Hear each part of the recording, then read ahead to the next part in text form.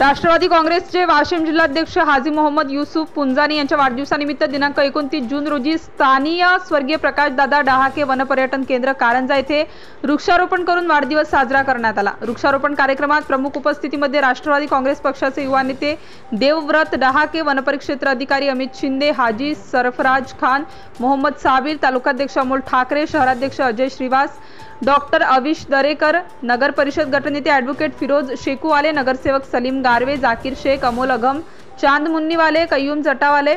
रज्जाक खेतीवाले, संजय राठोड, शकील नवरंगाबादी, निजाम पटेल, चंदू बेनीवाले, मुजफ्फर शेख, तस्लीम रेघीवाले, उस्मान खान, नासिर खान, तौसीफ अगबानी, गोपू डेंडुळे, इम्मी भाई, जुनेद बेग, मोहसिन शेख, सोहेल लालूवाले, पवन राठोड, रवी सातोटे, अंकुश घासे, जय उपाध्ये, प्रितेश राठोड यांच्यासह राष्ट्रवादी काँग्रेसचे आजी माजी पदाधिकारी व बहुसंख्य कार्यकर्ते उपस्थित होते। धुमाकूळ महाराष्ट्र न्यूज टीव्ही चॅनल साठी कारंजा प्रतिनिधी आरिफ भाई पोपटे। आपल्या परिसरातील ताज्या आणि महत्त्वाच्या बातम्या पाहण्यासाठी